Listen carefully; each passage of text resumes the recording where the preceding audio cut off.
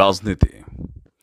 পৃথিবীর অন্যান্য দেশে রাজনীতি করা হয় দেশের সমৃদ্ধি এবং উন্নতির লক্ষ্যে। আর আমাদের দেশগুলোতে রাজনীতি করা হয় বরাবরই সরকারে যে দলটা থাকেন তাদেরকে বিপরীত দলগুলো নানানভাবে বিভ্রান্ত করার জন্য, তাদেরকে প্রতিহত করার জন্য জনগণের কাছে ভিলেন হিসাবে উপস্থাপন করার পাশাপাশি আরও নানান কূট ষড়যন্ত্র এই দেশে চলে আসছে গত ৫৩ বছর।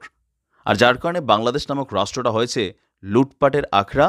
দেশের উন্নতি সমৃদ্ধির পথে রাজনীতিবিদদের মুখরোচক কথাবার্তা, ক্ষমতায় না থাকলে ষড়যন্ত্র, এই যেন বাস্তবতায় চলে এসেছে। দর্শক, জুলাই আগস্ট অভ্যুত্থান, আওয়ামী লীগ বলছে যে পরিকল্পিতভাবেই রাজনৈতিক দলগুলো এই যে সমন্বয়ক হিসেবে যাদেরকে আমরা দেখছি তারা ছিল আপনার বিশেষ করে জামাত শিবিরের এজেন্ট। এর পাশাপাশি তারা বিভিন্নভাবে আওয়ামী লীগ সরকারের পতনের জন্য দেশি বিদেশি নানান ষড়যন্ত্রে লিপ্ত হয়ে সরকারকে উৎখাত করেছে। তো স্বাভাবিকভাবেই এই যে গভর্নমেন্ট আছে ডক্টর মোহাম্মদ ইউনূস সহ যারাই আছেন তাদেরকে পজিটিভলি ভাবছে না আপনার বাংলাদেশ আওয়ামী লীগ। আর এই সরকার ক্ষমতায় আসার পর বিভিন্নভাবেই সরকারকে কিন্তু নানান ধরনের ডিস্টারবেন্স বাংলাদেশ আওয়ামী লীগ করছে, এটাই বাস্তবতা। তবে এটাই রাজনীতি, যিনি ক্ষমতায় থাকবেন তার জবাবদিহিতা আছে, কিন্তু যারা ক্ষমতায় থাকে না তাদের কিন্তু জবাবদিহিতা নাই। একদিকে উত্তর বাংলাদেশ গত ৭২ ঘন্টা ধরে একের পর এক বিভিন্ন কলেজের স্টুডেন্টসদের মধ্যে সংঘর্ষ, চিন্ময় কৃষ্ণের অনুসারে নিয়ে চলছে আরেক কাণ্ড, পিনাকি আবার গরু জেয়াফত করাচ্ছেন। এই সকল উদ্ভুত পরিস্থিতির মধ্যে আরেকটা ঘটনা ফাঁকি দিয়ে ঘটানোর চেষ্টা করেছিল আওয়ামী লীগ। আর এ নিয়ে দৈনিক কালবেলা থেকে শুরু করে বেশ কয়েকটা গণমাধ্যমে নিউজটা আসছে। আপনাদের খেয়াল থাকার কথা, গেল গত পরশু দিনই ঢাকাতে বাস ভরে ভরে বিভিন্ন জায়গা থেকে মানুষ পাঠানো হচ্ছিল। সবার কাছে প্রশ্ন আসলো, এই মানুষগুলো কেন আসছে? আর এই ঘটনায় ২ জনকে গ্রেপ্তারও করেছে পুলিশ।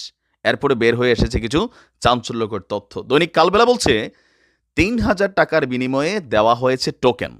বলা হয়েছে ডক্টর মোহাম্মদ ইউনূস বিদেশে যে পাচারের টাকা ছিল সেগুলোকে দেশে ফিরিয়ে এনেছেন, আর বিনা লাভে তিনি লোন দিচ্ছেন ১ লক্ষ টাকা থেকে শুরু করে ১ কোটি টাকা পর্যন্ত।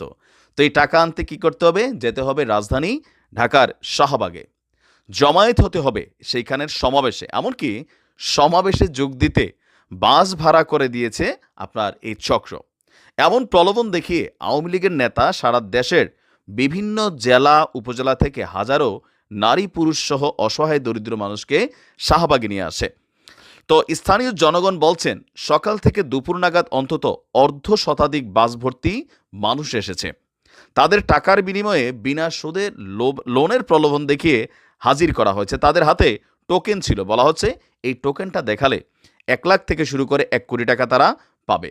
গোপালগঞ্জ থেকে, বিশেষ করে খেলাটা শুরু হলো গোপালগঞ্জ থেকে মনে আসছিল একটি বাসের যারা যাত্রী তাদের সাথে কথা বলে জানা গেছে স্থানীয় এক আওয়ামী লীগের নেতার থেকে তিনি ৩,০০০ টাকার বিনিময়ে টোকেন কিনেছেন। তাকে আওয়ামী লীগ নেতা বলেছেন শাহবাগে বিনা সুদে ঋণ দেওয়া হবে, এমনকি বাস ভাড়াও ওই নেতাই করে দিয়েছেন। কিন্তু শাহবাগে এসে তারা দেখছে আরেক ভিন্ন পরিস্থিতি। ওই ব্যক্তির হাতে থাকা টোকেনের পেছনের দিকে মোস্তফা আমিন নামক একজন ব্যক্তির নম্বর দেওয়া আছে, আর সামনে লেখা আছে লক্ষ কোটি টাকা ক্ষমতা মিশ্রিত একটি হায়নাদের দল স্বাধীনতার পর থেকেই লুটপাট করেছে, আর অবৈধ অর্থ উদ্ধার এবং গণমুখী বিনিয়োগ জাতীয় সংস্থা শিরোনামে, মানে এখানে বিশাল টিশাল দিয়া বলা হচ্ছে যে আপনার 10টায় শাহবাগ মোড়ে অবস্থান কর্মসূচি পালন করা হবে। আর এখানে আচ্ছা আপনার কার্যালয়ে যাওয়ার কথা বলা হয়েছে। কার্যালয়ে পুঁজির আবেদনের ছক পাওয়া যায়।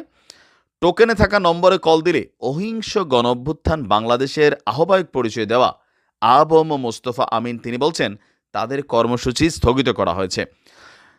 শাহবাগ থানার ওসি সাহেব বলছেন যে শাহবাগ থেকে সন্দেহজনকভাবে কয়েকজনকে জিজ্ঞাসাবাদের জন্য থানায় নেওয়া হয়েছে। আর বিভিন্ন জায়গায় এই ধরনের অ্যাক্টিভিটিস নিয়ে যে বাসগুলো ঢাকাতে অনুপ্রবেশ করছিল বা শাহবাগে এসেছিল সেগুলোকে আবার ফিরিয়ে দেওয়া হয়েছে।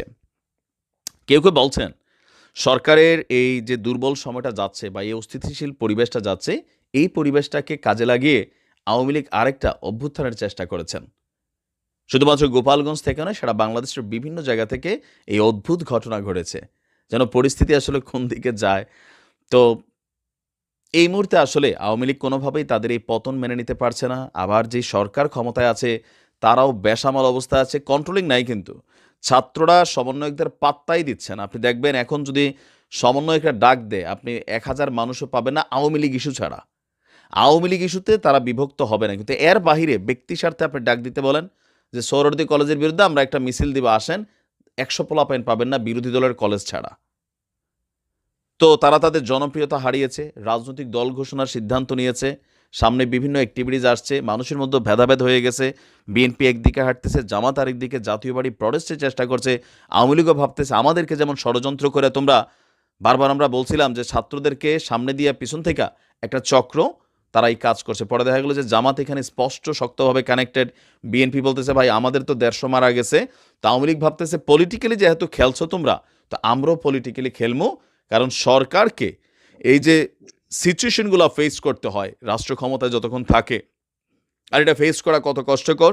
পুলিশকে পাওয়ার দিতে হয়, পাওয়ার না দিলে বাংলাদেশে যা ঘটছে, আইনশৃঙ্খলা বাহিনী অ্যাক্টিভ না, আর পাওয়ার দিলে পুলিশ গুলি করে, এই জিনিসগুলো তো সোজা না।